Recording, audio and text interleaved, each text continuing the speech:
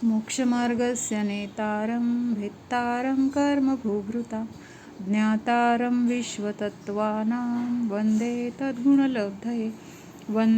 तद्गुणलब्धये. आचार्य उमास्वामी विरचित तत्वार्थसूत्र मोक्षशास्त्र. याच्यामध्ये आपण काल बघत होतो की मती, श्रुत आणि अवधिज्ञान हे सम्यक ज्ञानमध्ये पण आहे आणि मिथ्यामध्ये पण आहे. म्हणजे ह्या तिन्हीमध्ये काय आहे, सम्यकपणा पण असू शकतो आणि मिथ्यापणा पण असतो. मग आता हे मिथ्या ज्ञान जी आहेत मती, श्रुत आणि अवधी, तर तिथं प्रश्न काय काल आला होता की सम्यक दृष्टी पण जाणतोय, मती, श्रुत आणि अवधी ज्ञानाच्या द्वारे सम्यक दृष्टी पण जाणतोय, मिथ्या दृष्टीला पण ज्ञान होतंय. मग तिथं मिथ्या दृष्टीच्या ज्ञानाला तिथं मिथ्या ज्ञान का म्हणायचं, असा तिथं प्रश्न होता. मग त्याचं उत्तर आपल्याला आता 32 नंबरच्या श्लोकामध्ये आहे. पान नंबर आहे 87. सदसतोर विशेषाद्य दृच्छोपलब्धेरुन्मत्तवत्. परत एकदा, सदसतोर विशेषाद्य दृच्छोपलब्धेरुन्मत्तवत्. आता इथं काय करायचंय, म्हणजे खूप फोड आहे ह्याच्यामध्ये. सदस असं आलंय ना, म्हणजे सद सतो, तर इथं काय येणार आहे, सत आणि असत ह्या दोन शब्दाची तिथं काय होणार आहे, संधी विच्छेद. म्हणजे सत आणि असत ह्या दोन शब्दांनी मिळून इथं काय बनलेलं आहे, सदसतो.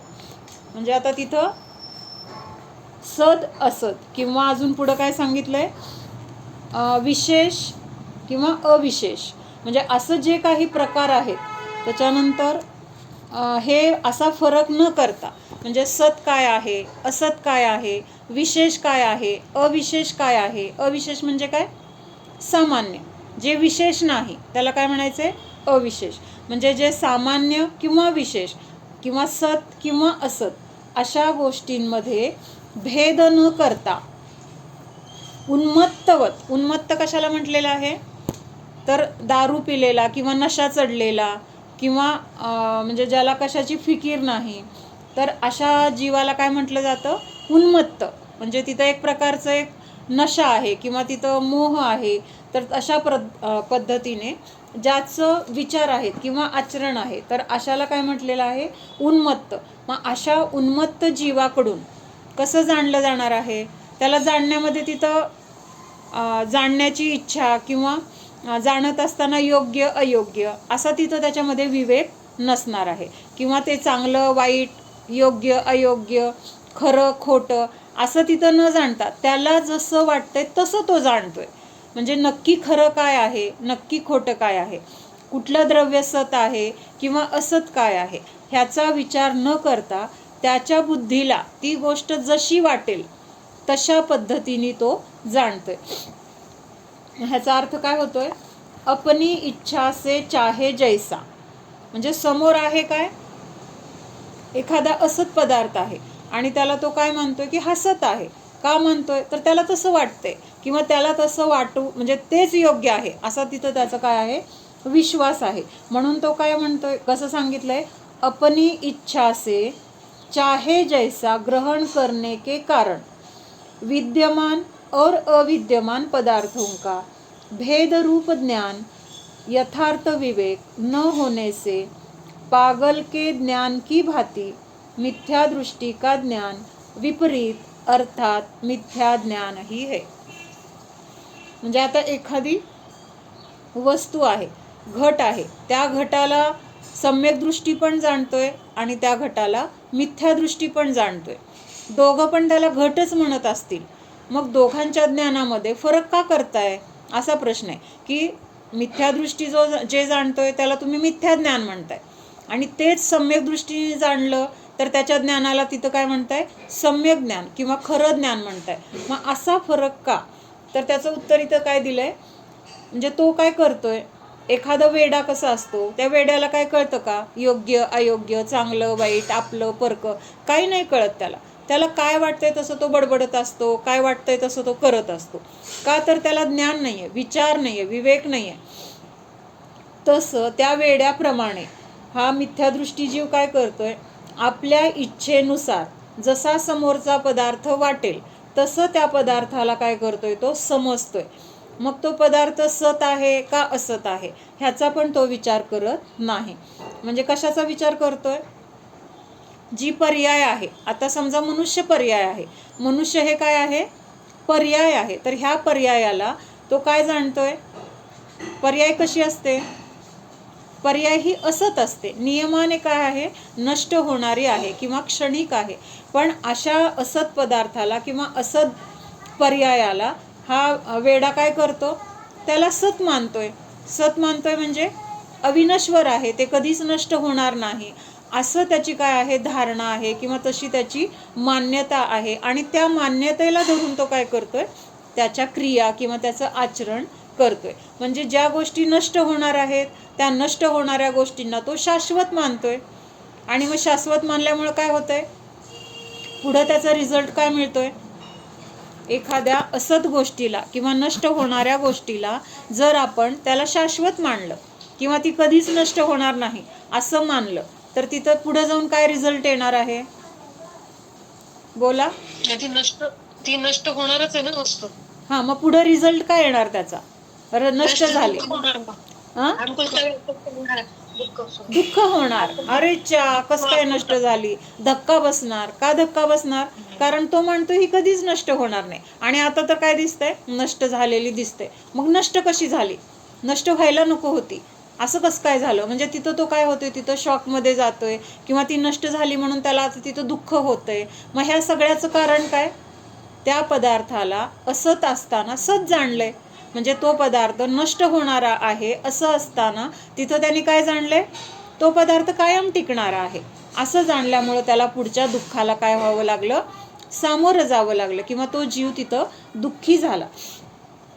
म्हणून आपल्या इच्छेने पदार्थ सत आहे का असत आहे ह्याचा विचार न करता किंवा त्या दोनमध्ये भेद न करता त्या दोन्हींना एकरूप मानून काय करतोय, तर त्या पदार्थाला तो सत जाणतोय. किंवा आणि त्या सत जाणल्यामुळं पुन्हा जेव्हा त्या पदार्थामध्ये काही बदल होतोय, तो पदार्थ नष्ट होताना दिसतोय किंवा आपल्या संयोगातून निघून जातोय, तर त्यावेळेस तिथं मग त्याला जे काही दुःख होतंय त्या दुःखामुळं काय होतंय, त्याला नवीन कर्मबंध, पुन्हा नवीन कर्मबंधामध्ये परत असेच प्रसंग. म्हणजे हे सगळं चक्र काय होतंय, त्या मिथ्या ज्ञानामुळं तिथं चालू राहतंय. म्हणून त्या ज्ञानाला काय म्हटलेलं आहे, मिथ्या म्हटलेलं आहे. का मिथ्या म्हटले लक्षात येतंय, म्हणजे ज्या गोष्टी, आता आपलं द्रव्य कसं आहे, जीवाचं अस्तित्व, ज्ञान तर सत्यच दाखवतं ना, जे आहे ते नाही. आपण काल बघितलं ना, अवधी ज्ञानाच्या द्वारे जाणलं जाणार आहे की मागच्या जन्मामध्ये आपण कोण होतो. किंवा आता ह्याच्यासाठी उदाहरण अगदी लक्षात येण्यासारखं, नरकामध्ये एखादा जीव आहे आणि नरकामध्ये तिथं आणखीन दुसरा एक जीव आहे. त्या जीवाकडून बघून त्याला अवधिज्ञानाने जाणतोय की हा मागच्या जन्मी माझा शत्रू होता. अवधिज्ञानाच्या द्वारे हे तर बरोबर जाणलं, काय जाणलं की हा माझा शत्रू होता, ह्यांनी मला मारलं, ह्यांनी माझं काहीतरी नुकसान केलं, मला वाईट बोलला किंवा माझं काही धन वगैरे हडप केलं, असं सगळं त्या अवधिज्ञानाच्या द्वारे जाणतोय. आणि असं जाणून तिथं तो काय करतोय, त्या समोरच्या जीवाबद्दल द्वेष करतोय, त्याला तिथं तो त्रास द्यायला जातोय. तू माझं म्हणजे धन हडप केलं होतं ना, मग मला तू त्रास दिला होता ना, आता मी तुझं बघतो, आता मी तुझा नाश करतो, आता मी पण त्याचा बदला घेतो, असं तिथं ज्ञान होतंय. त्याला काय ज्ञान होतंय, प्रत्यक्षात जर खरं ज्ञान झालं, अवधिज्ञानाच्या द्वारे जाणलं, पण जाणताना जर त्याने असं जाणलं असतं की हा समोरचा जीव माझा शत्रू पण नाही, माझा मित्र पण नाही. का शत्रू मित्र नाही, तर मला जे काही मागच्या जन्मी दुःख झालं होतं त्याला कारण माझेच परिणाम होते. मीच असा त्रास त्या समोरच्या जीवाला त्यावेळेस दिला होता, म्हणून त्यांनी त्यावेळेस माझा तसा बदला घेतला होता. त्यात त्याची काही चूक नाही आहे. त्यांनी फक्त काय केलेलं आहे, मी जे त्याला दिलं होतं ते त्यांनी मला परत केलेलं आहे. लक्षात येते का.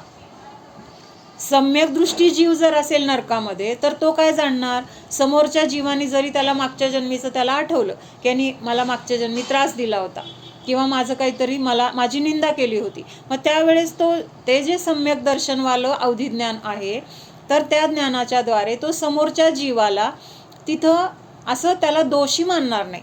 माझ्या दुःखाचं कारण किंवा माझं जे जे काही नुकसान झालं त्या नुकसानीचं कारण हा जीव आहे असं ते अवधिज्ञान जाणणार नाही. कुठलं अवधिज्ञान, सम्यक अवधी जे आहे ते फक्त जाणणार की मागच्या जन्मी माझं असं असं नुकसान झालं होतं, किंवा मला असा असा त्रास झाला होता, माझी अशी अशी निंदा झाली होती, हे सगळं जाणणार. पण त्याचं कारण त्याला समोरचा जीव आहे असं वाटणार नाही. त्या दुःखाचं कारण त्याला स्वतःचे परिणाम आहेत हे तिथं लक्षात येणार आहे. कळतंय का? आणि मिथ्यादृष्टी जीव काय जाणणार? माझ्या दुःखाचं कारण हा जीव आहे, म्हणून तो तिथं काय करणार? त्याचा बदला घेण्यासाठी त्वेषाने, आणखीन द्वेषाने किंवा शत्रुत्वाच्या भावनेने तिथं त्याचा बदला घेण्यासाठी काय असेल ते तिथं करत राहणार. हा फरक आहे. म्हणजे सम्यक दृष्टी पण जाणतोय तीच गोष्ट, मिथ्यादृष्टी पण जाणतोय, पण दोघांच्या जाणण्यामध्ये फरक आहे. लक्षात येतोय काय फरक आहे? मग ते मती असेल, श्रुत असेल किंवा अवधी असेल, पण तिथं म्हणजे परद्रव्याला आपण एकतर कर्तापणा देतोय किंवा परद्रव्याचं कर्तृत्व आपण घेतोय. मग तो जीव असा पण म्हणेल की मी ह्या जीवाला एवढी मदत केली होती आणि त्यांनी मला काय केलं? त्यांनी फसवलं. आणखीन त्याला तो काय करेल? द्वेषाने तिथं बदला घेण्यासाठी जाईल. तिथं सम्यक दृष्टी जीव काय करेल? त्याची योग्यता होती म्हणून मला त्याला मदत करण्याचे भाव झाले. मी त्याला मदत करणारा त्याचा करता नाही. मी त्याला मदत पण केली नाही आणि त्यांनी मला दुःख पण दिलं नाही. मी त्याला मदत केली कारण त्याचं तसं कर्म होतं. त्यांनी मला दुःख दिलं कारण त्यांनी म्हणजे तो निमित्त झाला. तिथं माझं कर्म होतं. म्हणजे ज्याचं त्याचं क्रेडिट ज्याला त्याला मिळालं. माझं क्रेडिट मलाच मिळालं किंवा मी वाईट केले त्याचं फळ मला मिळणार, हे जर आपल्याला स्वीकार असेल तर ते ज्ञान काय झालं? तिथं सम्यक झालं. म्हणजे आपल्या सुखात जैन धर्मीय सोडून पण बाकीच्यांना अवधी ज्ञान होऊ शकतं का? आपलं जैन धर्माचे तत्वच माहीत असावे असं नाहीये त्याच्यामध्ये. नाही. आता नरकामध्ये कुठला धर्म आहे का? नरकामध्ये नाहीये. मग तसं तिथं त्यांना आहे की नाही अवधी ज्ञान? मग तसं तिर्यांच्या गतीमध्ये पण असू शकेल. आता तिर्यांच्यांना कुठं मंदिरात जात आहेत, कुठं सगळेच जीव काय सम्यक दृष्टी नाही आहेत. तिर्यांच्या गतीमध्ये कमी जीव आहेत की ज्यांना सम्यक दर्शन प्राप्त झाले, पण ज्यांना प्राप्त नाही त्यांना पण कुअवधी ज्ञान असू शकतं. कारण कुभोगभूमी म्हणून पण आहे. आपण नेहमी भोगभूमी म्हणतो की नाही? भोगभूमीचं वर्णन आपण बघतो. 3 प्रकारच्या भोगभूमी आहेत, उत्तम, मध्यम आणि जघन्य. मग ह्या सगळ्या ज्या आहेत त्याच्यासारख्याच दुसऱ्या कुभोगभूमी पण आहेत. मग तिथं कुभोगभूमीमध्ये जे जीव आहेत तर तिथं जन्म घेणारे कसे आहेत? नियमाने मिथ्यादृष्टी आहेत. मग तिथल्या जीवांना पण काय आहे? अवधी ज्ञान आहे. मग ते कसलं असणार? कुअवधी असणार किंवा विभंग अवधी असणार. म्हणजेच तिथं काय आहे की जैन धर्मामध्येच अवधी ज्ञान आहे असं काही नाही. तर आता ह्या सूत्राचं थोडं अजून बघूया आपण. मूळ तत्व लक्षात आलं सगळ्यांना? सम्यक दृष्टी पण जाणतोय, मिथ्यादृष्टी पण जाणतोय. मग सम्यक दृष्टी जीवाच्या ज्ञानाला सम्यक ज्ञान म्हटलंय आणि मिथ्यादृष्टी जीवाच्या ज्ञानाला मिथ्या ज्ञान म्हटलंय. मग असा फरक का? हा प्रश्न होता. त्या प्रश्नाचं उत्तर लक्षात आलं सगळ्यांच्या? सद सतोर विशेषाद्य दृच्छोपलब्धेरुन्मत्तवत. म्हणजे सत आणि असत ह्या 2 गोष्टीमध्ये तो फरक करत नाही. द्रव्य सत आहे, पर्याय असत आहे, असा तिथं फरक करत नाही. तर उलट काय करतोय? पर्यायालाच द्रव्य मानतोय, पर्यायालाच सत मानतोय आणि त्यामुळं तिथं काय करतोय? त्याच्याकडून फरक होत नाही, म्हणजे भेदविज्ञान होत नाही. आणि असा फरक न केल्यामुळं तिथं त्याला जसं वाटतंय त्या वाटण्याप्रमाणे किंवा इच्छेप्रमाणे तिथं तो काय करतो? एखाद्या नशा चढलेल्या जीवाप्रमाणे समजतोय त्या द्रव्याचं स्वरूप. आणि त्यामुळं तिथं काय होतंय? तर मिथ्या ज्ञानाला, मिथ्यादृष्टी जीवाच्या ज्ञानाला मिथ्या ज्ञान म्हटलं जातंय. बाकी दुसरं काही कारण नाही. आता इथं दिलंय थोडंसं, माझ्या वहीतलं वाचते मी. दोनो समान जान रहे है. म्हणजे सम्यक दृष्टी पण जाणतोय, मिथ्यादृष्टी पण जाणतोय. कशाला? द्रव्याला. मग दोनों समान जान रहे है ऐसा लगता है, लेकिन दोनों के जानने में बड़ा अंतर है. पण जाणण्यामध्ये काय आहे? तिथं खूप फरक आहे. एकाच गोष्टीला 2 जण जाणतायत, पण दोघांचं जे जाणण्याची जी पद्धत आहे किंवा तिथं आतमध्ये त्यांच्या अंतरंगामध्ये जी दृष्टी आहे तर ती दृष्टी चुकीची असल्यामुळं जाणण्यामध्ये काय आहे? खूप अंतर आहे. सम्यक दृष्टी सत और असत में भेद करता है. वस्तु का जो वास्तविक स्वरूप है और जो वास्तविक स्वरूप नहीं है, विवेक से उसे जानता है. आता वस्तूचं वास्तविक स्वरूप म्हणजे काय? द्रव्य कसं आहे? तर द्रव्य कसं आहे? स्वतंत्र आहे, शाश्वत आहे, त्याच्यानंतर अनंत गुणांनी बनलेलं आहे.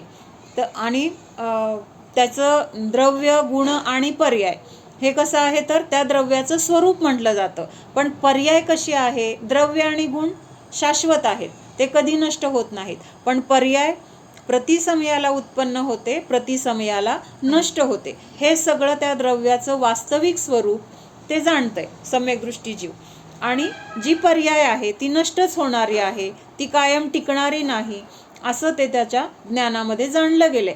त्यामुळं तिथं एखादं पदार्थाचा वियोग झाला किंवा समोरच्या आपल्या जीवाचं काय झालं, तिथं मरण झालं, तर तिथं तो काय जाणतोय, तो जीव तर आहे, ह्या 3 लोकांमध्ये त्या जीवाचं अस्तित्व आहे. फक्त काय झालंय की आज माझ्या संयोगामधून त्याचा वियोग झालेला आहे, त्याचा नाश झालेला नाही. नाश कशाचा झालाय, मनुष्य पर्यायाचा नाश झालाय. आता त्याची दुसरी पर्याय तिथं उत्पन्न झालेली आहे. म्हणजे हे पर्यायाचं जे स्वरूप आहे ते पण तो कसं जाणतोय, व्यवस्थित जाणतोय. जीव को जीव, पुद्गल को पुद्गल जानता है. म्हणजे जीव आणि पुद्गलाच्या स्वरूपाला एक मानत नाही, तर जीवाचं स्वरूप वेगळं आहे, पुद्गलाचं स्वरूप वेगळं आहे, असं तो जाणतो. पण मिथ्यादृष्टी काय करतोय, जीव आणि अजीव ह्या दोघांच्या संयोगाला तिथं काय मानतोय, स्वतःचं अस्तित्व मानतोय किंवा त्यालाच जीव मानतोय. आणि त्यामुळं तिथं काय होतंय तर जे वस्तूचं स्वरूप आहे तसं त्याच्याकडून जाणलं जात नाही. मग त्याला पण ज्ञान आहे, शरीराचं ज्ञान आहे, त्या शरीराच्या ज्ञानालाच तो काय म्हणतोय, त्या ज्ञानामध्ये तो काय जाणतोय, हे शरीर म्हणजे माझं अस्तित्व आहे, हे शरीराला काय झालं तर मलाच झालं, शरीराचा नाश झाला तर माझाच झाला, शरीर उत्पन्न झालं तर मीच उत्पन्न झालो, अशा सगळ्या त्याच्या मान्यता किंवा त्याचं ज्ञान कसं आहे तर असत ज्ञान आहे किंवा खोटं ज्ञान आहे. आणि त्यामुळं त्याच्या ज्ञानाला मिथ्या ज्ञान असं म्हटलं आहे. मिथ्या दृष्टी सत और असत में भेद नहीं करता, सम्यक दृष्टीने घट को जाना. आता इथं त्यांनी उदाहरण दिलंय बरं का, सम्यक दृष्टीने घट को जाना. कैसा जाना, ये स्पर्श रस गंध वर्ण वाली पुद्गल की घट रूप पर्याय है. म्हणजे माती होती, त्याच्यामध्ये द्रव्य काय आहे, घट म्हणजे लक्षात येतोय ना, घडा, घागर म्हणा किंवा डेरा किंवा तर त्या घटाचं काय जाणतोय तो, त्या घटाला पाहिल्यानंतर की हे तर स्पर्श रस गंध वर्ण वाले पुद्गल द्रव्याची पर्याय आहे. म्हणजे माती हे द्रव्य आहे, त्या माती ह्या द्रव्यापासून हे घटाचा आकार रूप जे काही दिसतंय तर ती काय आहे, पर्याय आहे. मग मातीची आपण दरवेळेस बघतो मातीचंच आहे असं नाही. आता पूर्वी कसं पितळेची घागर होती किंवा अजून तांब्याची असायची, स्टीलची असायची, मग हे सगळं सुद्धा काय आहे, पुद्गलच आहे की नाही. आणि त्या धातूने तसा आकार धारण केलाय, म्हणजे त्या धातूची ती काय झाली, पर्याय झाली. पण ती पर्याय कुणाची आहे, त्या धातूची आहे, असं तो सम्यक दृष्टी जीव जाणतो. ये स्पर्श रसगंध वर्ण वाली पुद्गल की घट रूप पर्याय है, अपनी योग्यता से पुद्गल से उत्पन्न हुई है. मग हा घट कुणी मी उत्पन्न केला का, कुंभाराने उत्पन्न केला का, कंपनीने उत्पन्न केला का, तर नाही. कुणी उत्पन्न केला, त्याच्या योग्यतेने ते बनलेलं आहे. आणि ते बनत असताना मग बाहेरून कोणीतरी निमित्त दिसेल, कोणीतरी बनवणारा असेल, काहीतरी मशिनरी असेल, पण हे सगळं काय आहे, बाकीचं निमित्त. मूळ काय आहे तिथं, उत्पादन शक्ती किंवा उपादान शक्ती त्या द्रव्याची आहे. आणि त्यामुळे अपनी योग्यता से पुद्गल से बनी है, अनेक पुद्गल परमाणु से बनी है. ये वास्तविक ज्ञान सम्यक दृष्टी को होता है. म्हणजे सम्यक दृष्टीचं जाणण्याची दृष्टी लक्षात आली का, पुद्गलाला पुद्गलच, स्पर्श रसगंध वर्णवालं असंच तो जाणतोय. आणि हे जाणणं कसं आहे, खरं आहे. मिथ्या दृष्टी घट को घट जानता है. आता मिथ्या दृष्टी पण ते घट आहे त्याला घट जाणतोय, पण आता तो कसं जाणतोय, परंतु यह कुम्हार ने बनाया है, यह मेरा है, असं तिथं तो जाणण्यामध्ये काय करतोय, फरक करतोय. तिथं तो काय जाणतोय, कुंभाराने बनवलाय आणि आता माझा आहे, मी आणलाय, म्हणजे त्याचा स्वामी मी आहे किंवा मी बनवलाय, असं तिथं काय आहे, त्याच्या जाणण्यामध्ये फरक आहे. म्हणून तिथं मिथ्या दृष्टीचं ज्ञानाला खरं ज्ञान म्हटलेलं नाही, विपरीत ज्ञान म्हटलेलं आहे. कारण त्याच्या मान्यतेमध्ये, त्याच्या जाणण्यामध्ये फरक आहे. मिथ्या दृष्टीकडे 3 हे आहेत, काय आहेत, 3 विपर्याय आहेत. विपर्याय म्हणजे काय? म्हणजे असं जो चुकीचं जाणतोय एखादी गोष्ट, जे किंवा तो जे काही जाणतोय, तर त्या जाणण्यामध्ये त्याच्याकडून जी चूक होती, काय चूक होतीये? ही वस्तू माझी आहे, ह्याचा स्वामी मी आहे, ह्याचा कर्ता मी आहे, किंवा हे माझ्यासाठी आहे, ह्याच्यामुळं मी सुखी आहे, हे हरवलं तर माझं काय होणार आहे? नुकसान होणार आहे, दुःख होणार आहे. म्हणजे असं त्यांनी तिथं स्वतःला कशाने जोडलंय? मोहाच्या द्वारे जोडलेलं आहे. त्याच्यामध्ये आपलेपणा तिथं काय केलेलं आहे? त्यांनी मानलेलं आहे. म्हणजे एकत्व केलंय, ममत्व केलंय असं, आणि त्यामुळे ते ज्ञान कसं आहे? खोटं आहे. मग असं जे खोटं ज्ञान आहे, तर त्या खोट्या ज्ञानाचे पण 3 तिथं काय सांगितलेले आहेत? 3 प्रकार सांगितलेत. कशाचे 3 प्रकार आहेत? आता ही जी विपरीत मान्यता किंवा हे जे विपरीत ज्ञान आहे, त्याचं ज्ञान विपरीत आहे हे लक्षात आलं सगळ्यांच्या?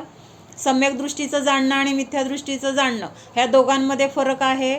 मग आपण आपल्या घरामध्ये वस्तू जाणताना कुठल्या अपेक्षेने जाणतो, कुठल्या भावनेने जाणतो, ह्याचा विचार करण्यासाठी हे आपल्याला इथं आचार्यांनी सांगितलेलं आहे. एखाद्या गोष्टीकडे, एखाद्या द्रव्याकडे, आपल्या संयोगामध्ये असलेल्या वस्तूकडे बघताना आपली दृष्टी काय आहे? ही वस्तू माझी आहे, मी कमवलेली आहे, किंवा माझ्या उपयोगाची आहे, ही जर नष्ट झाली तर माझं काही खरं नाही, हे असल्याशिवाय मला सुख मिळत नाही, असं आपल्याकडे, आपण असं प्रत्यक्षात तिथं विचार करत नसतो, पण आतमध्ये जी मान्यता पडलेली असते ना, ती मान्यता आपल्या लक्षात येत नाही, आणि त्या मान्यतेला धरून आपण त्या वस्तूचं काय करत असतो? त्याला जपणं किंवा त्याचं सांभाळणं, त्याचा जे काही करायचं ते त्या मागच्या मान्यतेने आपल्याकडून सगळं घडत असतं. म्हणून ही मान्यता आपल्याला बदलण्यासाठी हे ज्ञान, काय मिथ्या ज्ञान आहे आणि काय सम्यक ज्ञान आहे, ह्यामधला फरक आपल्या लक्षात यायला पाहिजे. मग आता इथं काय सांगितलंय? ही जे विपरीत ज्ञान होतंय आपल्याला, किंवा आपण त्या वस्तूकडे विपरीततेने बघतोय, तर ह्याच्यामध्ये 3 प्रकार आहेत सांगितलेत. कशाचे 3 प्रकार आहेत? विपरीत ज्ञानाचे. पहिला आहे स्वरूप विपर्यास, कारण विपर्यास आणि भेदाभेद विपर्यास. काय काय सांगितलं लक्षात येते? स्वरूप विपर्यास म्हणजे स्वरूपाबद्दल विपरीत मान्यता. स्वरूप म्हणजे आपलं जे स्वरूप आहे त्या स्वरूपाबद्दलच विपरीत मान्यता. त्याच्यानंतर कारण विपर्यास. कारण विपर्यास म्हणजे काय? जे काही कारण असेल तर ते कारण जे चुकीचं आहे त्याला मानणं, किंवा त्या चुकीच्या कारणालाच त्याचं कर्ता मानणं, तर हे काय आहे? कारण विपर्यास. म्हणजे ह्याचा आपण डिटेल बघणार आहोत. आणि भेदाभेद विपर्यास. भेदाभेद म्हणजे काय? जिथं भेद करायला पाहिजे तिथं काय करतोय? अभेदता बघतोय. जिथं अभेदता पाहिजे तिथं काय बघतोय? भेद करून बघतोय. म्हणजे इथं पण काय करतोय? चुकीची मान्यता किंवा चुकीचं ज्ञान आहे, म्हणून त्याला म्हटले भेदाभेद विपर्यास. दारू पिलेला माणूस आईला आई, पत्नीला पत्नी असे म्हणतो, तर कधी आईला पत्नी, पत्नीला आई म्हणतो. कधी राजाला विचारतो, हत्ती केवढ्याला विकणार? पण त्याच्यावर कोण विश्वास ठेवतं का? काय झालेलं असतं? एकदा रस्त्याने राजाची हे चाललेले असते, म्हणजे ते हत्तीवर बसून राजा निघालेला असतो गावातून, आणि मग तो असा निघालेला असतो, समोरून एक दारुडा येतो, आणि दारुडा त्याच्या समोर म्हणतो, हत्तीच्या समोर येऊन उभारतो आणि राजाला म्हणतो, केवढ्याला देतो तुझा हत्ती? सांग मला, आत्ता पैसे फेकतो आणि मग माझा हत्ती मी घेऊन जातो, असं बोलतो. मग असं बोलल्यानंतर राजाला राग येतो तिथं लगेच, पण मंत्री म्हणतो, तुम्ही आत्ता शांत राहावा, चला म्हणतो, त्याला काही बोलू नका. मग निघून गेले. आणि मग दुसऱ्या दिवशी काय करतो तो मंत्री? त्या दारुड्या माणसाला दरबारात बोलवतो, निरोप पाठवतो, ये म्हणून. आता सकाळची वेळ आहे, त्याची नशा उतरलेली आहे, आता तो दरबारात आला, आणि मग आता राजा त्याला विचारतो, तू काल असं असं म्हणला ना, तुला हत्ती पाहिजे, दे पैसे आणि हत्ती घेऊन जा. आता राजा काय म्हणतो त्याला? तुला काल हत्ती पाहिजे होता ना, तू किंमत विचारत होता ना, जे काही तू किंमत असेल ती दे आणि तुझा हत्ती तू घेऊन जा. मग त्यावेळेस तो काय म्हणतो? गयावया करतो, माझं चुकलं, मी असं नशेत होतो, त्यामुळं माझ्याकडून असं बोललं गेलं, माझी काय ऐपत आहे का, मला माफ करा वगैरे असं तो बोलतोय. म्हणजे तो जेव्हा नशेमध्ये आहे तेव्हा जे बोलतोय ते खरं आहे का? खरंच त्याला हत्ती विकत घेण्याची ऐपत आहे का? पण जेव्हा तो शुद्धीत येतोय तेव्हा त्याला काय होतंय? आपली चूक कळतीये. म्हणजे तसं इथं मिथ्यादृष्टी जीव म्हणजे काय आहे? त्याच्यावर कशाचा अंमल आहे? इथं तर दारूचा अंमल म्हणतो आपण, कारण दारू पिलाय आणि दारूची नशा चढली असं आपण म्हणतो. पण जो मिथ्यादृष्टी जीव आहे किंवा आपण काय विचार करतोय, आपलं ज्ञान काय आहे, तर त्याच्यावर कशाची नशा आहे किंवा आपल्याकडून असं विचार का होतोय, आपल्याकडून असं ज्ञान आपल्याला का होतंय, कशामुळे होतंय? राग, मोह. मोहाची नशा चढली आहे. म्हणजे ही सुद्धा काय आहे, दारूची नशा तर काय एक रात्र गेली की उतरतीये, पण आपली मोहाची नशा कधी चढली आपल्याला? कधी चढली आहे? ह्या जन्मात किंवा आता 4 महिने झाले, 2 महिने झाले, अनादी काळापासून आहे. अनादी काळापासून ही अशी आपल्याला नशा चढलेली आहे की आपल्याला त्याची नशा उतरत नाही. आणि देवशास्त्र गुरु आपल्याला ती नशा उतरण्यासाठी काहीतरी मार्ग सांगतायत, काहीतरी उपाय सांगतायत, पण आपल्याला तो उपाय पण करायची इच्छा नाही किंवा त्या उपायाचा अवलंबन घ्यायचे आपले भाव होत नाहीत. तर हे सगळं काय आहे? विपरीतता आहे किंवा हे सगळं मिथ्या दृष्टीपणामुळं किंवा मिथ्यात्वामुळं आहे. तर पहिलं काय आहे? विपर्यास, स्वरूप विपर्यास. स्वरूप विपर्यास. स्वरूप म्हणजे काय? जे मूळ वस्तूचं स्वरूप आहे त्याच्याबद्दलच अज्ञान, त्याच्याबद्दलच चुकीचं किंवा मिथ्या ज्ञान, त्याला म्हटलेलं आहे स्वरूप विपर्यास. वस्तू के स्वरूप को विपरीत जानना, अन्य मतवादी कोई कहेगा बाह्य कोई वस्तु नहीं है, अपने ज्ञान के ही सब रूप दिख रहे हैं, कोई कहेगा बाह्य पदार्थ ही है, ज्ञान कोई चीज नहीं है, ये सब स्वरूप की विपरीतता है. म्हणजे अन्यमतवादी जसं सांगतायत, आपल्याला पण वाटतं ते म्हणतायत तसंच आहे, काय माहिती ह्या वस्तू नंतर असतील किंवा पूर्वी होत्या, म्हणजे कदाचित ते सांगतायत म्हणजे ह्या वस्तूचं अस्तित्व नसेलच. किंवा काही अन्य मतवादी काय म्हणतायत की ज्ञान नावाचा कुठला गुणच नाही आहे. काय सांगतायत? जीवामध्ये ज्ञान नावाचा कुठला गुणच नाही आहे, तर तो ज्ञान नावाचा गुण दुसरीकडे कुठंतरी आहे आणि तो गुण येतो आणि मग त्या जीवाशी तो जोडला जातो. जसं 2 कागद आपण चिटकून जोडतो किंवा 2 धातू असतील, धातूचे तुकडे जोडले जातात, मग हे जोडताना तिथं काहीतरी वापरलंय ना, डिंकासारखं. तर ह्या डिंकासारख्या पदार्थाला ते समवाय म्हणतात. त्या समवायाच्या द्वारे जीव आणि ज्ञान अशा 2 गोष्टी एकत्रित आल्यात आणि मग जीवाला ज्ञान व्हायला लागलं. म्हणजे काय झालं याचा अर्थ?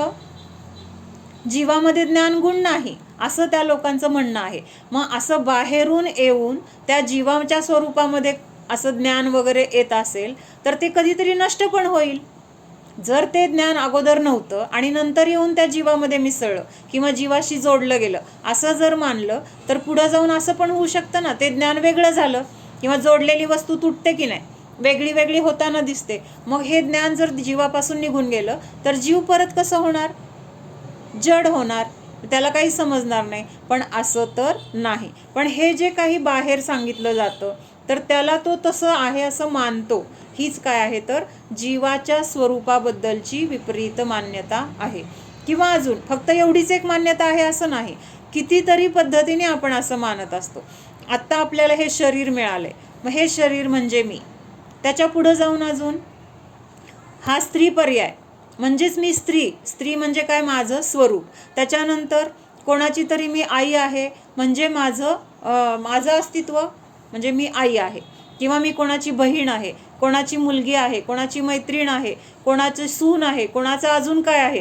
हे सगळं जे काही आपली अनेक नाती आहेत तर त्या नात्यांच्या स्वरूपामधलं ते माझं अस्तित्व किंवा ते नातं जसं आहे ते म्हणजेच माझं नातं आहे. म्हणजे तिथं काय करतोय आपण? ह्या प्राप्त पर्यायाला त्या स्वरूप मानतोय. मग ते आपलं स्वरूप आहे का?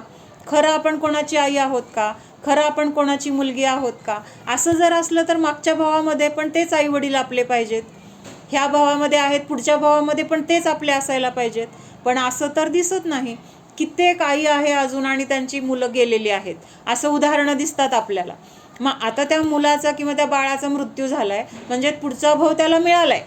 इथनं मरण झालं की 1, 2, 3 समयामध्ये त्याला नवीन जन्म मिळतोय. नवीन जन्म म्हणजे नवीन शरीर मिळतंय. मग आई तर आत्ता इथंच आहे, मग आता ते कुठल्या दुसऱ्या आईच्या पोटी जन्मला?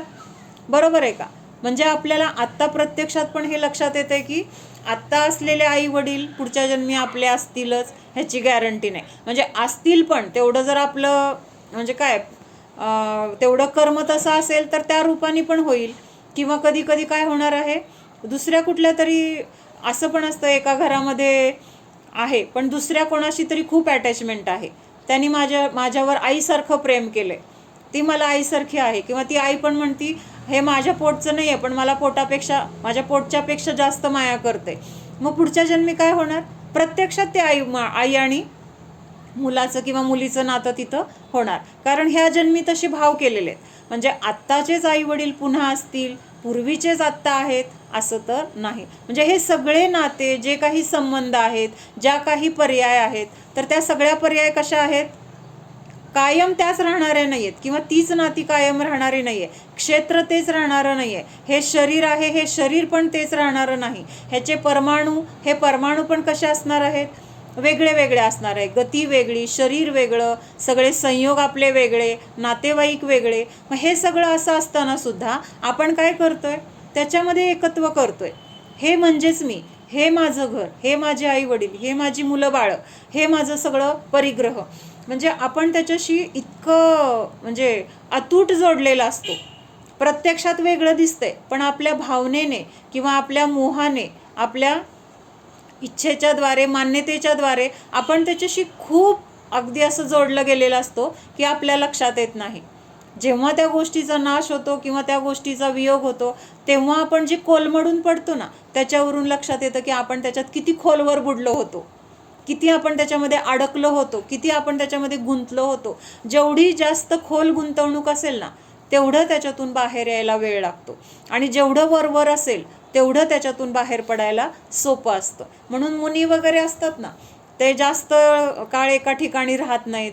म्हणजे त्यांना विहार का सांगितलेला असतो, कारण जिथं राहील तिथं परत काय होतं, तिथं राग द्वेष उत्पन्न व्हायला सुरुवात होते, किंवा तिथं ते एक प्रकारची अटॅचमेंट निर्माण होते. मग हे आपल्याला करायचं नाही आहे त्यांना, म्हणून ते काय करतात, थोडा दिवस राहिलं की लगेच पुढचा टप्पा, तिथून परत दुसरीकडं. म्हणजे असं सतत काय करतात, विहार करत राहतात. म्हणजे त्याच्यातून भाव त्यांचा हे एकच आहे की कुठं राहून तिथं मोहामध्ये अडकायचं नाही आहे, तिथल्या वस्तूशी, क्षेत्राशी किंवा तिथल्या लोकांशी जोडलं जायचं नाही आहे. म्हणजे असं जर जास्त जोडलं गेलं नाही तर तिथून बाहेर पडताना त्रास पण होणार नाही. 1-2 वर्ष राहिले तर तिथून बाहेर पडताना किती जरी कोणी असेल तरी शेवटी थोडा वेळ का होईना वाईट वाटतं. म्हणजे आता आपण ट्रेनमध्ये प्रवास करतोय, 2 दिवस एका ट्रेनमध्ये राहिल्यामुळं एका ट्रेनमध्ये आहोत, मग आजूबाजूला जे प्रवासी आहेत त्यांच्याशी बोलतोय, काहीतरी देवाणघेवाण होते, आपले प्रसंग, त्यांचं काहीतरी ऐकतोय. मग हे सगळं करत असताना आपल्याला माहिती आहे की हे आपले कोणी नाहीत, आणि तरीसुद्धा आपण तिथून उतरताना थोडं तरी वाईट वाटतं की नाही, भले आपण नंतर विसरून जातो. म्हणजे त्या 2 दिवसामध्ये पण आपल्याला तिथं काय होते, एक प्रकारची अटॅचमेंट निर्माण होते. मग जेवढं जास्त आपण ह्याच्यात गुंतलं जाणार तेवढं तिथून बाहेर पडायला आपल्याला त्रास होणार, वेळ लागणार, दोन्ही गोष्टी आहेत. म्हणून आपलं जसं आहे तसं स्वरूप जाणणं हे महत्त्वाचं आहे. ह्या स्वरूप विपर्यासमुळं काय झालेलं आहे, ह्या शरीरामध्ये, ह्या संयोगामध्ये आपण खूप अडकून गेलोय. आणि प्रत्येक जन्मामध्ये आपण काय करतोय, आत्ता ज्या लेवलला खोल आहोत ना आपण, त्याच्यापेक्षा आणखीन खोल जातोय. कारण मान्यता तर तीच आहे, शरीराला सांभाळतोय, शरीराच्या भोगांना तिथं आपण त्याच्यामधून सुख मानतोय, त्याच्यासाठी प्रयत्न करतोय, त्याच्यासाठी पाप करतोय, रागद्वेष करतोय. आणि ह्याच्याने काय होतंय, जेवढ्या खोलीवर आपण गेलोय त्याच्यापेक्षा आणखीन खोल जातोय, पुढच्या जन्मात आणखीन खोल जातोय. आणि अशा पद्धतीने जेवढं आपण खोल जाणार तेवढं तिथून बाहेर यायला आपल्याला वेळ लागणार. म्हणजे पाण्यामध्ये उडी जेवढ्या वरून मारतो तेवढं खोल आत जातो, आणि आत गेल्यानंतर वर यायला जे काही सेकंद वगैरे लागतात, मग त्याच्यामध्ये जास्त वेळ का लागतो, तर जास्त जर खोल गेला असेल तर खालून वर यायला वेळ लागतो ना. म्हणून जास्त आपल्याला अडकायचं नसेल तर आपलं स्वरूप काय आहे ह्याचं आपल्याला जसं आहे तसं ज्ञान होणं गरजेचं आहे. म्हणजेच हा स्वरूप विपर्यास जो आहे त्याच्यातून बाहेर होण्यासाठी आपल्या स्वरूपाचं, आपल्या द्रव्याचं किंवा वस्तुव्यवस्थेचं ज्ञान होणं गरजेचं आहे. तर हा स्वरूप विपर्यास काय होणार आहे, नष्ट होणार आहे, आणि स्वरूपाबद्दलचं जसं आहे तसं ज्ञान होणार आहे. एक शंका विचारू का? हां. आता आपण म्हणतो हे ममत्व, अन्न खातो, गरज आहे म्हणून श्वास घेतो. हम्म, पण आता म्हणजे फिटनेस साठी आपण म्हणतो व्यायाम करावा. हम्म. म्हणजे ते ममत्व झालं का किंवा कसं? हां, म्हणजे काही अंशाने आहे, हे करावं लागणार आहे.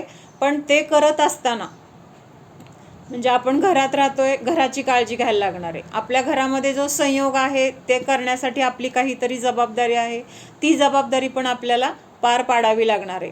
शरीर आहे, शरीराला सांभाळावं लागणार आहे, कारण त्याची काळजी घ्यावी लागणार आहे.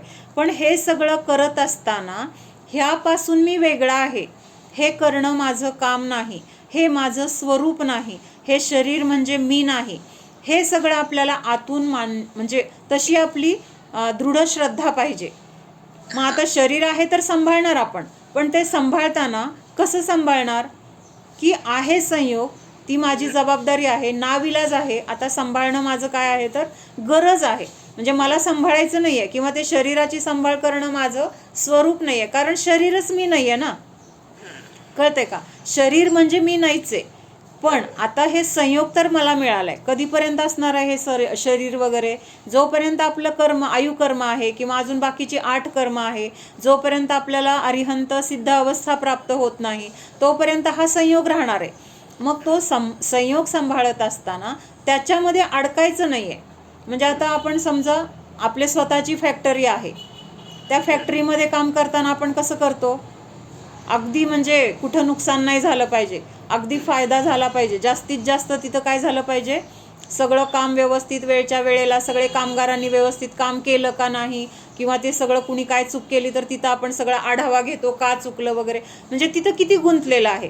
तेच त्याच कंपनीमध्ये एखादा मॅनेजर आहे, तो मॅनेजर पण काय करतोय? नुसतं कामच करून घेतोय.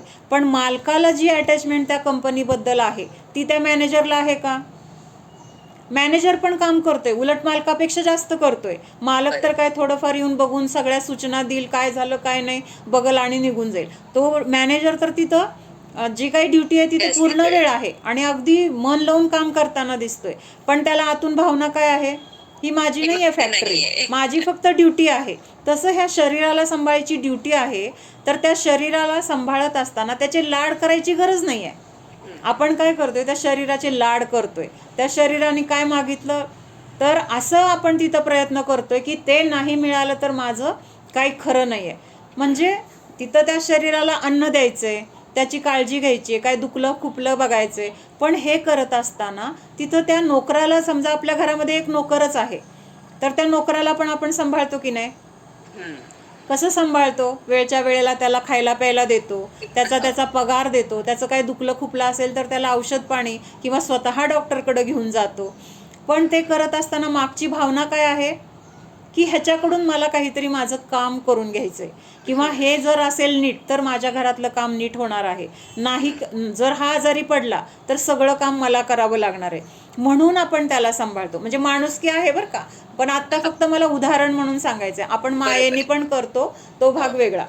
मग तिथं जो आपला भाव आहे की बाबा त्याच्याकडून आपल्याला काहीतरी मोबदला मिळतोय ना, तो मोबदला कामाच्या स्वरूपात.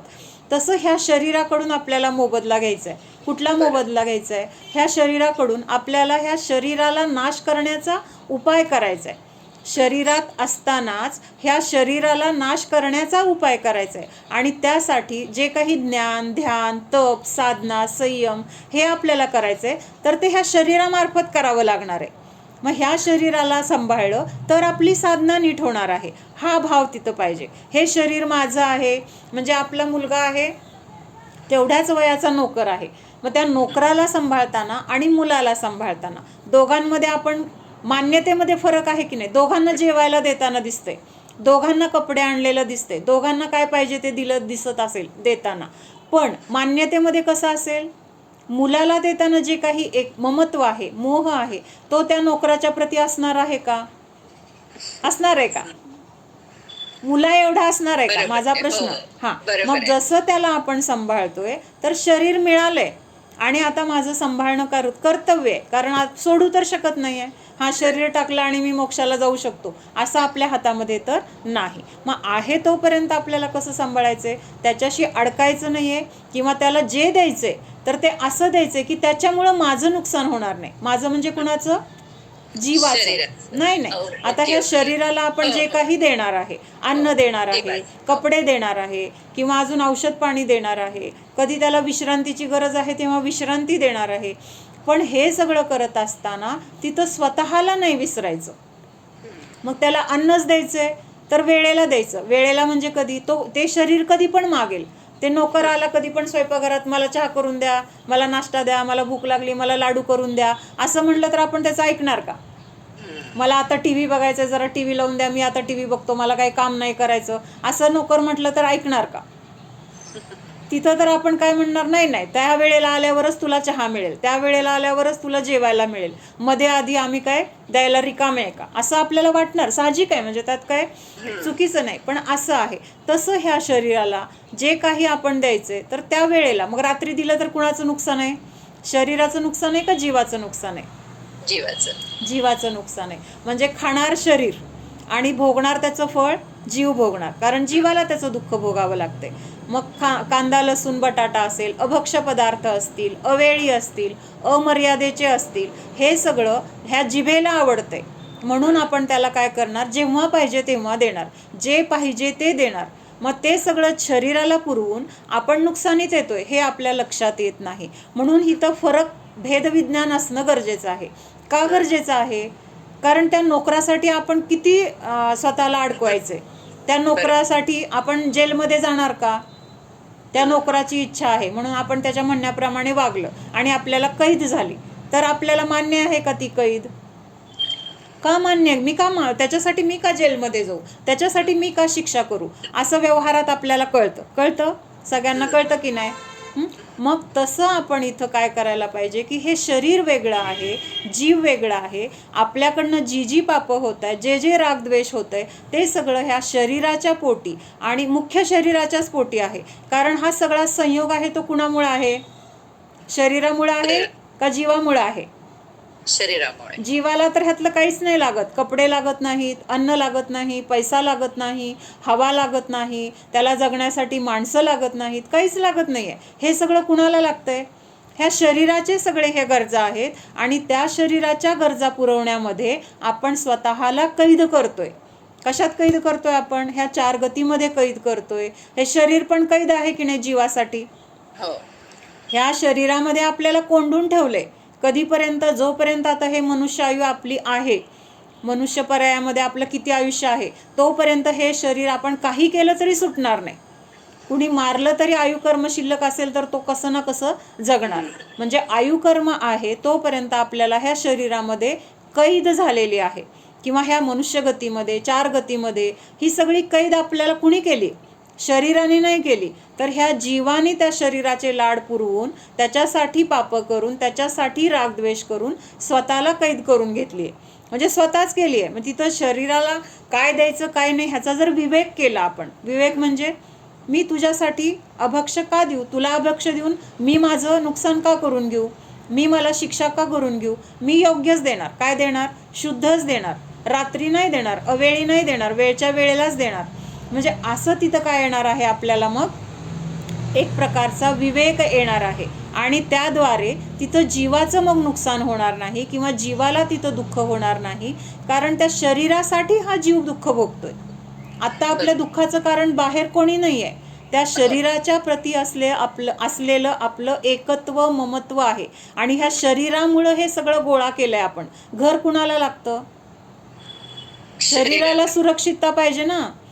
माझ्या वस्तूंना सांभाळायचे, मग दार नीट पाहिजे, लॉक पाहिजे, म्हणजे त्या वस्तू माझ्या म्हणल्यामुळं त्या सांभाळल्या जात आहेत आणि त्याच्यासाठी आपण हे सगळं करतोय. म्हणून तिथं भेदविज्ञान किती महत्वाचं आहे कळतंय का?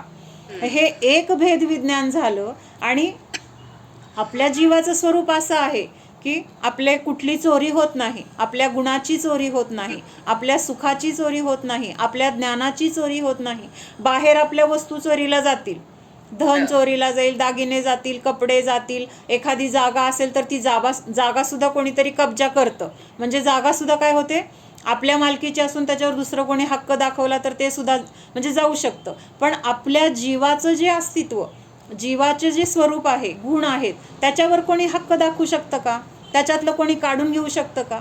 कोणीच नाही घेऊ शकत. म्हणजे तिथं आपण कसे आहोत? बिनधास्त. तिथं काय सांभाळायची गरज नाही, सुरक्षेची गरज नाही, कंपाऊंड पाहिजे, पोलीस पाहिजे किंवा 4 लोक पाहिजेत, काही नाही आहे. तो जीव कसा आहे? मुळातच अमूर्तिक आहे, अरूपी आहे. आणि त्याच्यातलं काय काढून घ्यायचं म्हणलं तर त्याच्यामध्ये काही निघून जाऊ शकत नाही. ज्ञानामध्ये कमतरता होत नाही, कुठल्या गुणामध्ये कमतरता होत नाही. असं आपलं स्वरूप समजल्यानंतर आपली भीती राहते का मग हे सांभाळायचे, ते सांभाळायचे, माझं कसं होईल? काहीच नाही राहणार. म्हणून आपलं स्वरूप समजून आपल्याला किती निश्चिंतता येते. निश्चिंतताच आहे की नाही? बँकेमध्ये सोनं नेऊन ठेवलं, आता घरी कसं झोपतोय आपण? आता बिनधास्त आहे, कारण माहिती आहे आपल्याला आता तिथं काही सांभाळायची आपली जबाबदारी नाही. तसं ह्या बँकेमध्ये असं सगळं सुरक्षित आहे की त्याचं कधीच कोणी काही नेऊ शकणार नाही. बाहेरची बँक तर अजून लुटली जाईल, काहीतरी नाश होईल, पण आपलं जे वैभव आहे ती अशी बँक आहे, अभेद किल्ला आहे. त्या अभेद किल्ल्यामध्ये बाहेरून कोणी प्रवेश करू शकत नाही, आतलं कोणी बाहेर येऊ शकत नाही. असं ते सुरक्षित ठिकाण आहे. आणि मग त्याची मला काळजी करायची, त्याची चिंता करायची आहे, त्याचं सांभाळ करायचं आहे, काहीच विषय राहिलेला नाही. म्हणजे आपल्याला निश्चिंतता किती येते, निर्भयता किती येते, निराकुलता किती येते. आणि ही निराकुलताच आपल्याला काय करते?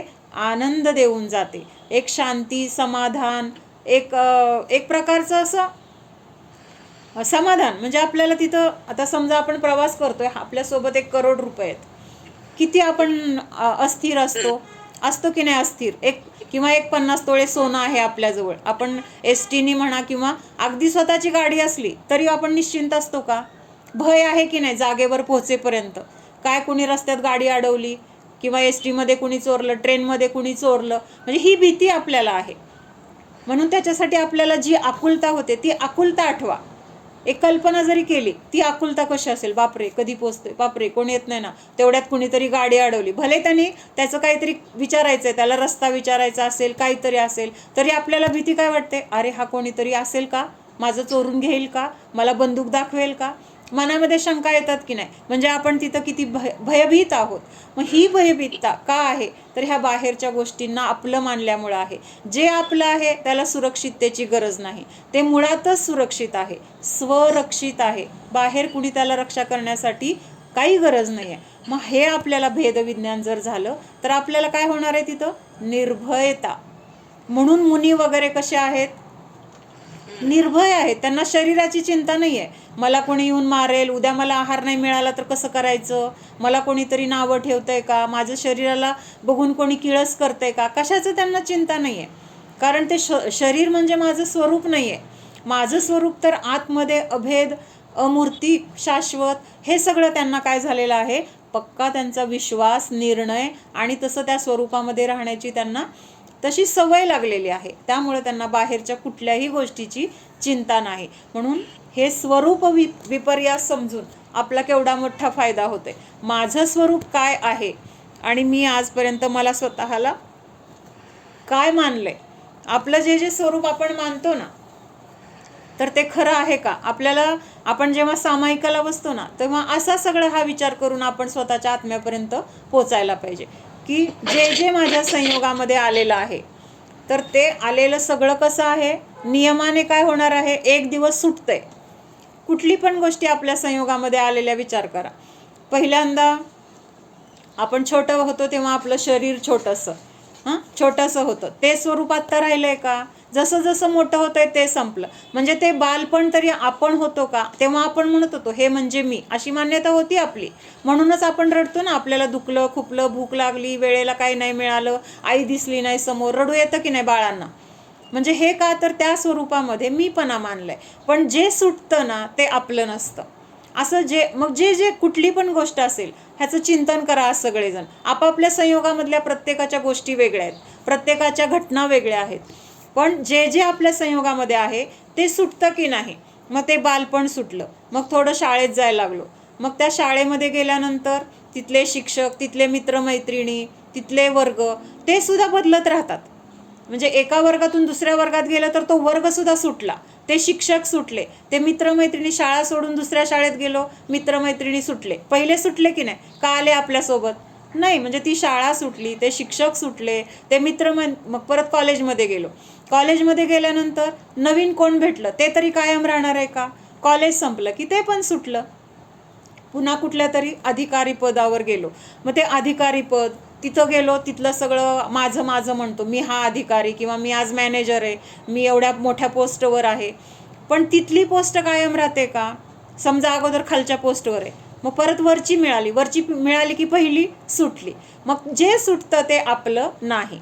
मग भले ते आपल्याला ते सुटताना आनंद होईल, वाईट वाटेल, तो भाग वेगळा, पण सुटतं ते माझं नाही, हा तिथं आपण काय करायचं आहे, विचार करायचा आहे. मग तिथं अधिकारी, परत वरच्या पोस्ट किंवा बदली झाली, जिथं जाईल तिथलं ते पण परत सुटणार. रिटायर झालो, आता रिटायर झाल्यानंतर सगळं सुटलं की नाही, का राहिलं? ते पण सुटलं. त्याच्यानंतर हे तर आता लौकिकातलं. मेल्यानंतर आता जे पद आहे, जे काही आपले अधिकार असतील, जे काही आपलं स्टेटस असेल, राहतं का पुढच्या भावामध्ये? संपलं. ह्या भावापुरतंच. ह्या भावामध्ये पण नष्ट झालेलं दिसतंय, पण तरी अगदी शेवटी जे आपल्या हातात होतं ते सुद्धा पुढच्या भावात जाताना हिथलं घर हिथंच राहतं, हे शरीर हिथंच राहतं, आपले नातेवाईक, आपल्या ज्या आवडीच्या वस्तू आहेत, ज्याच्यामध्ये आपला खूप जीव असतो. म्हणजे मध्ये मी सांगितलं होतं एकदा, एक छोटी मुलगी गाठ पडली होती मला, आता मोठी आहे, म्हणजे 12-13 वर्षाची असेल. मग ती मला म्हटली की माझा छोटेपणीचा फ्रॉक आहे, म्हणजे मी 5-6 वर्षापासताना मला खूप आवडायचा, मी अजून तो जपून ठेवलाय. म्हणजे आपण असं कशामध्ये, आता तो फ्रॉक येत नाही आहे, आता त्याचा काही उपयोग नाही आहे, पण तो सोडायची भावना नाही आहे. म्हणजे एवढं त्याच्यामध्ये आपला मोह. म्हणजे एक उदाहरणार्थ घ्यायचं आहे, असं आपण खूप गोष्टीमध्ये अडकलेलो असतो. घरातलं एखादं भांडंच असतं, ते भांडं खूप आवडत असतं, त्याच भांड्यात जीव वाटतं, त्याच भांड्यात पाणी पिऊ वाटतं, तोच चमचा विशिष्ट आवडतो, तो डिनर सेटच घेतला की छान वाटतं. म्हणजे आपण कशात अडकलोय. पण ह्या सगळ्या गोष्टी काय होणार आहेत? सुटणार आहेत. ते म्हणजे माझं स्वरूप नाही. त्याच्यानंतर आता धर्मामध्ये बघूया आपण. पहिल्यांदा आपण मिथ्यात्व गुणस्थानात होतो. मिथ्यात्व म्हणजे शरीर आणि मी एक अशी आपली मान्यता आहे, पहिलं गुणस्थान. मग नंतर आपल्याला ज्ञान झालं, श्रद्धान झालं सम्यक, मग तिथं भेदविज्ञान झालं. काय झालं? आता मी जीव आहे, बाकी सगळं पर आहे, हे कळलं. मग पहिलं गुणस्थान राहिलं का? ते पण गुणस्थान सुटलं. पुन्हा काय झालं? चौथ्या गुणस्थानातून आपण काहीतरी व्रत नियम संयम घेतलं, आता चौथं गुणस्थान राहिलं का? व्रत नियम संयम घेतलं की 5वं गुणस्थान. म्हणजे हे गुणस्थान तरी आपले आहेत का? हे गुणस्थान वगैरे हे सुद्धा माझं स्वरूप नाही, किंवा ते सुद्धा जीवामध्ये नाही. त्याच्यानंतर 5व्या गुणस्थानातून आणखीन दृढता झाली. मग आपण काय केलं? दीक्षा घेतली. दीक्षा घेतल्यानंतर पहिल्यांदा आईलक असेल, क्षुल्लक असेल किंवा आर्यिका, ज्या त्या आपल्या आपल्या ह्याच्याप्रमाणे. मग आता ही दीक्षा घेताना आपण अगोदर काय करत होतो? पूजा करत होतो, बरोबर आहे? अष्टद्रव्यांनी पूजा करत होतो, विधान करत होतो, तीर्थयात्रा करत होतो. मग आता दीक्षा घेतल्यानंतर पूजा सुटली का? पूजा सुटली का? म्हणजे आपण ज्या गोष्टीला सर्वस्व मानतो किंवा ती खूप चांगली आहे, म्हणजे ह्याच्यातून भेदविज्ञान म्हणजे पूजा करायची नाही वगैरे असं मला म्हणायचं नाही आहे बरं का. ह्या शुभक्रियांचं अवलंबन तर आपल्यासाठी मस्ट आहे, म्हणजे दुसरा पर्याय नाही. अत्यावश्यक गोष्टी असतात ना, इमर्जन्सी किंवा ICU वगैरे, त्याच्यासारख्या ह्या षटक्रिया आहेत आपल्यासाठी श्रावकाच्या. आपण करतो नाही करत हा भाग वेगळा, पण अत्यावश्यकमध्ये ह्या 6 गोष्टी आहेत. मग त्या पण गोष्टी सुटत आहेत. किंवा जी व्रतं आपण घेतली होती, अणुव्रत, ती सुटली, आता तिथं महाव्रत आली. अणुव्रत सुटली का? नाही, आता त्याला अणुव्रत कोणी म्हणणार नाही, आता महाव्रती म्हणणार. आता महाव्रत घेतल्यानंतर तिथं आहाराला जात आहेत, चर्या आहे किंवा काहीतरी लिखाण करतायत, पण हे सगळं सुद्धा ते जे काही करतायत त्या क्रिया पण त्यांच्या सल्लेखना घेताना राहत आहेत का? सल्लेखना घेतल्या की ते पण सुटल्या. भोजन सुटलं, लिखाण सुटलं, उपदेश देणं सुटलं. म्हणजे जे सुटतं ना ते माझं नाही, हे त्याच्यातून आपल्याला विचार केलं तर मग तिथं त्याच्यामध्ये अडकलेला आपला मोह किंवा त्याच्याबद्दल आपल्याला झालेला मोह हे तुटायला वेळ लागतो का? अशा आपल्या इतक्या दोऱ्या आहेत ना, म्हणजे आता आपण मुलाशी जोडलोय, आपण नवऱ्याशी जोडलोय, बायकोशी जोडलोय, असं समजायचं की त्यांच्याशी आपली एक एक दोरी बांधलंय आपण एकमेकाला. मग हे माझ्या साड्या, ह्याला मी जोडले, हे माझे ड्रेस, त्याच्याशी एक, प्रत्येकाशी एक एक धागा. असे जर धागे जोडले, आपण जर कल्पना केले तर ते धागे आपल्याला मोजता येणार नाही. बंडल दोरांचा बंडल गुंता आणि मोजायचं म्हणलं तरी कसं आहे? अशक्य आहे. म्हणून हे सगळं माझं नाही हे जर कळलं तर किती गोष्टींचा आपल्याला विकल्प सुटला, किती गोष्टींबद्दल होणारी आकुलता सुटली आणि त्या आकुलतेमुळं होणारं आपलं दुःख सुटलं. हे सगळं काय आहे तर एक स्वरूप विपर्यय सुटला. म्हणजे माझं काय आहे हे कळलं, त्यामुळं जे माझं नाही त्याच्यामधला माझा मोह सुटला. किंवा मग त्याच्यामध्ये काही कमी जास्त झालं तर थोडंफार वाईट वाटणार. कसं वाईट वाटणार तर तिथं चारित्र्य मोह अजून आहे. हे माझं नाही हे कळणं, तसा आपल्याला निर्णय होणं किंवा श्रद्धान होणं, ह्याला काय म्हटलेलं आहे, दर्शन मोहनियाचा नाश झाला. म्हणजे त्याच्यामध्ये असलेलं एकत्व, ममत्व, कर्तृत्व आणि भोक्तृत्व ह्या 4 बुद्धी आपल्या नष्ट झाल्या. माझं नाही, मी नाही, मी त्याचा करता नाही, मी त्याचा भोगता नाही. जे जे काय होणार आहे ते परद्रव्याचं त्याच्या त्याच्या योग्यतेने होणार आहे, माझं माझ्या योग्यतेने होणार आहे. हा जर पक्का निर्णय झाला तर तिथं दर्शन मोहनीय नष्ट झालं. म्हणजेच काय झालं, तिथं सम्यक दर्शन प्राप्त झालं. ह्यालाच सम्यक दर्शन म्हटले. दर्शन मोहनीयाचा नाश झाला म्हणजेच काय झालं, तिथं सम्यक दर्शनाची प्राप्ती झाली. मग हे दर्शन मोहनीय जरी गेलं तरी चारित्र्य मोहनीय कर्म आहे अजून. चारित्र्य मोहनीय म्हणजे काय, अजून आपल्याला त्या गोष्टीबद्दल थोडंसं प्रेम आहे किंवा थोडंसं आपल्याला असावं वाटतंय, कळतंय की हे चुकीचं आहे, तरी पण सोडू वाटत नाही. मुलगा माझा नाही आहे, मुलगी माझी नाही आहे, कळतंय, पण त्याच्याबद्दल आपल्याला काहीतरी करावं वाटतंय किंवा त्याला काही दुखलं खुपलं तर काळजी घ्यावी वाटते. मग हे जे वाटणं आहे ह्याला चारित्र्य मोह म्हटले. म्हणजे राम किंवा हे जे सगळे बलराम असतात ना, 9 बलराम सांगितलेत, तर हे 9 बलराम जेव्हा त्यांचा धाकटा भाऊ मरतो, म्हणजे आता रामाचा धाकटा भाऊ कोण आहे, लक्ष्मण मेला, किंवा बलराम त्याचा धाकटा भाऊ होता श्रीकृष्ण, श्रीकृष्ण मेला, तेव्हा हे सगळे बलराम काय करतात, 6 महिने ते प्रेत घेऊन फिरत असतात. इतकं त्यांना त्यांच्याबद्दलचं असं प्रेम आहे. मग हे कुठला मोह आहे, हा पण मोहच आहे, पण ते सम्यक दृष्टी आहेत बरं का. हे सगळे जीव सम्यक दृष्टी म्हणजे माझं काय आहे आणि माझं काय नाही हा निर्णय आहे, तरीसुद्धा तिथं काय आहे, 6 महिने घेऊन त्या प्रेताला फिरतायत, रडतायत. म्हणजे त्यांच्याकडे बघितलं तर आपण म्हणणार वेडेच आहेत, आता आपल्या संयोगामध्ये नाही आहेत. पण जे आपण चरित्र वगैरे वाचतो त्याच्यामध्ये काय सांगितलंय, उठल्यापासून त्यालाच काय असेल ते त्याच्या संगतीत, त्याला खाऊ पिऊ घालायचं, त्याला अंघोळ घालायची, त्याची काळजी घ्यायची, त्याला नटवायचं, त्याला दागदागिन्यांनी सजवायचं, असं सगळं कोण करतंय, हे बलराम करतायत. म्हणजे असं आपल्यासारख्या सामान्य लोकांना बघितल्यावर तर काय म्हणणार, आम्ही एवढं असून आम्हाला थोडंफार कळतंय, हां ते मरणार, ते मेलंय, त्याला जाळायचं असतं, ते काय घरात ठेवायचं नसतं, आणि त्यांना कसं कळत नाही असं वाटेल आपल्याला. म्हणजे चारित्र्य मोहसुद्धा किती लेवलपर्यंत असू शकतो हे बघायचं आहे. पण नियमाने ते सम्यक दृष्टी आहेत बरं का.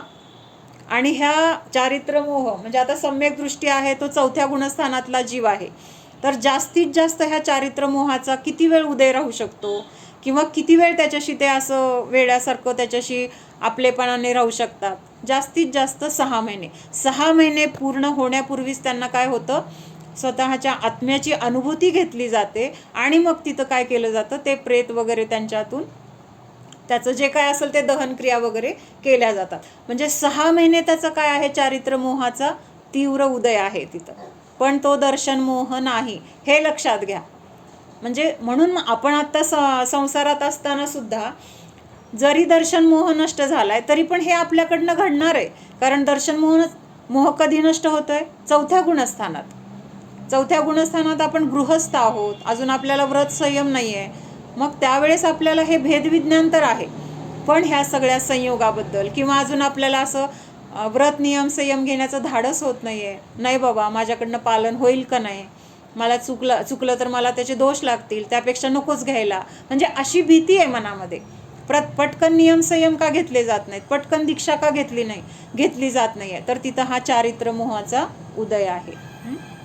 आपल्या दोऱ्या किती आहेत, आपण कशा कशाची जोडलोय, आणि हे सगळं तर कसं सुटत जाणार आहे.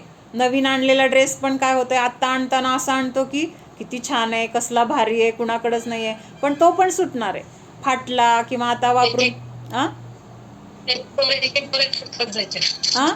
काय एक एक दोऱ्या कट करायच्या. म्हणजे हे सगळं म्हणजे चिंतन केलं ना आपल्याला खूप हलकं वाटतं. आणि आपल्याला जी काळजी वगैरे वाटत असतं ना, मग तेव्हा असं वाटतं की काय वेड्यासारखा विचार करतोय आपण.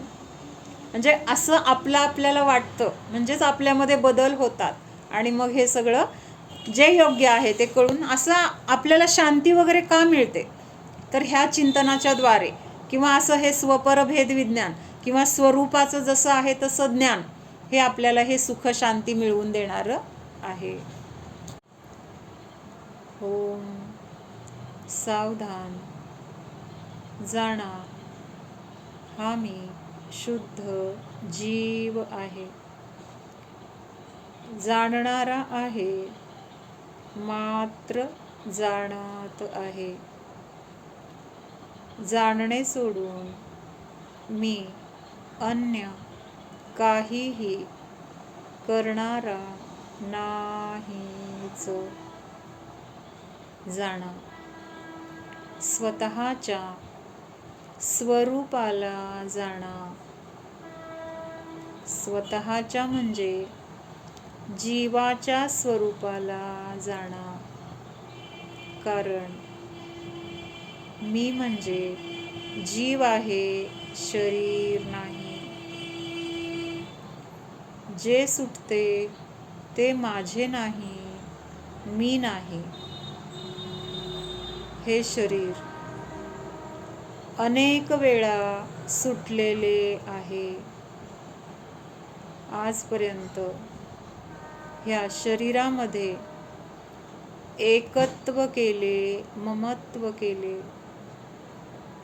या एकत्व ममत्व बुद्धीने परत परत शरीरच प्राप्त झाले. पण हे शरीर म्हणजे माझे स्वरूप नाही. शरीर तर अचेतन आहे, जड आहे, स्पर्श रस गंध वर्ण वाले आहे, नियमाने नष्ट होणार आहे. मी तर शाश्वत आहे, अनादि अनंत आहे, अमूर्तिक आहे. स्पर्श रस गंध वर्ण याने रहित आहे. माझा कधीही नाश होतच नाही. मला जगण्यासाठी, सुरक्षिततेसाठी परद्रव्याची गरज नाही. मी सुरक्षित आहे, स्वरक्षित आहे. जाणा या जीवामधील अनंत गुण कधीही मला सोडून जात नाहीत. म्हणजेच हे गुण सुटणारे नाहीत. म्हणजेच हे गुण म्हणजे माझे अस्तित्व, माझे स्वरूप आहे. आणि जे जे सुटते, जे जे संयोगातून नष्ट होते, नष्ट होणार आहे, ते माझे स्वरूप नाही. भेद विज्ञान करा, जाणा.